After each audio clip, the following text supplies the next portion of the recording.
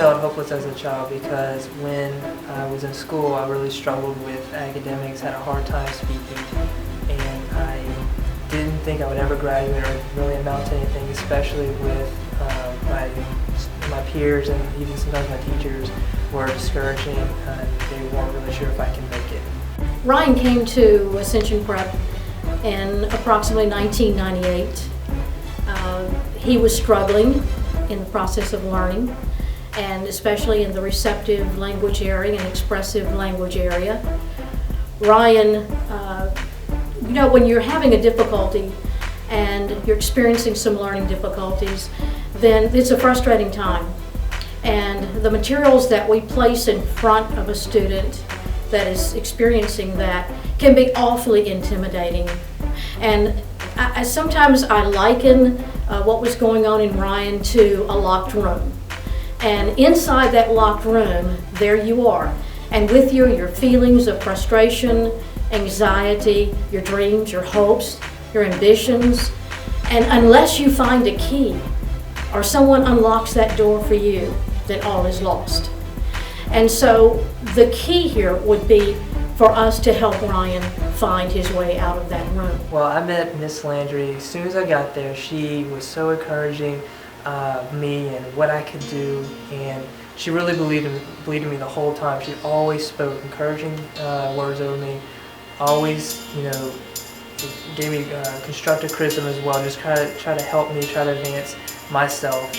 And that was just the biggest change I think in my life, because I had someone who really believed in what I could do, what I could offer, and it just gave me a new confidence in myself. Yeah, I started writing when I was 14, as soon as I got saved, and I wrote a lot, and just anything I can think of, anything I was just trying to say to him, and just some of the struggles I was going through at that time. One of my favorite poems that did make the book that was inspired during that time is called Letter to a Lover, and it's really just about, you know, looking at all the people who were succeeding in life, looking at what they were able to accomplish, and just looking at myself and what I wanted that.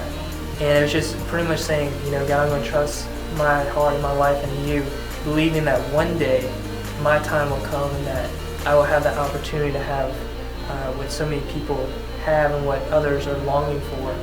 And it was just pretty much a trust. It was a letter stating my love for God and stating that I was willing and patient. And I was also not only knowing that my time would come, but also celebrating others who had achieved what I've yet to achieve. When Ryan actually called me, just a couple of years ago, he had called me and he had told me that he was wanting to write, and that he had been writing for a while, and he had all these different ideas and things like that. But he told me he was going to write a book, and you know, you hear a lot of people say they're going to write books and different things like that. And they're going to go do this, or they're going to chase after that, and they have the best intentions, and and their heart is really set on doing, you know, what they say they're going to do. But the funny thing is, whenever Ryan told me that, I did not doubt him at all. I had several notebooks filled with writings, and you know, I still had some work, you know, as far as my writing skills. I had to work on some things, but I had showed Miss Landry what I was working on and some of the things I was writing, and she was just, of course, very encouraging and very supportive of it. I was amazed. I was elated. I was amazed. I was very happy for him and very proud of him for taking upon himself such an endeavor. My first book was called Love Letter, and it was based off the poem that I wrote to God called Letter to a Lover. I've watched him over these past several years say, I've got this obstacle I'm facing, I've got this situation that I'm going through, and all of these different things that are coming up left and right. You get up day in and day out, motivate yourself, wake up and say, this is what God's called me to do. And there are tons of people, when you decide to do that say, well, why don't you maybe pursue this area? Or why don't you maybe, you know, this makes a little bit more sense. You could be a little bit more successful, you can seek out a job, you can seek out a career.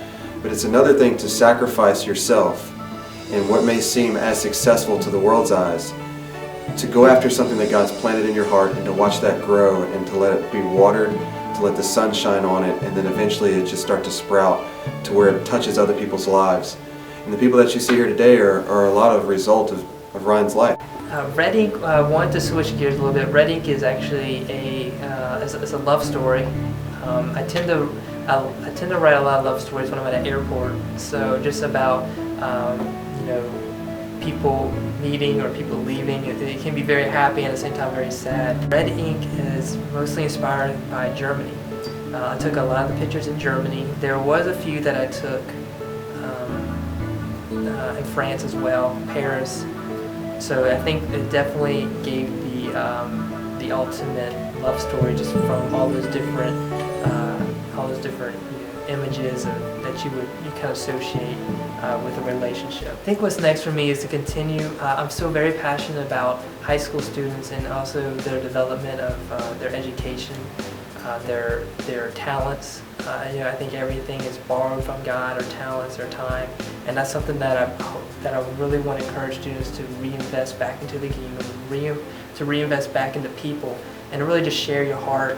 I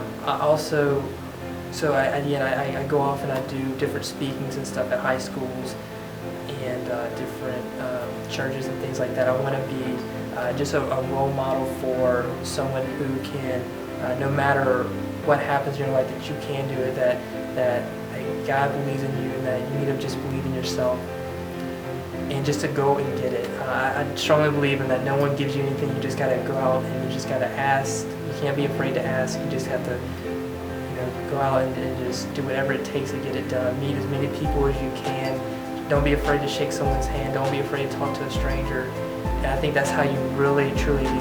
That's how I think people become successful, by just reaching out to others and really investing in the others, and never being afraid to give, never being afraid to also receive as well. And if someone's trying to offer you something, someone's trying to help you, that you're not afraid to reach out your hand. You're not also not afraid to reach your hand towards others.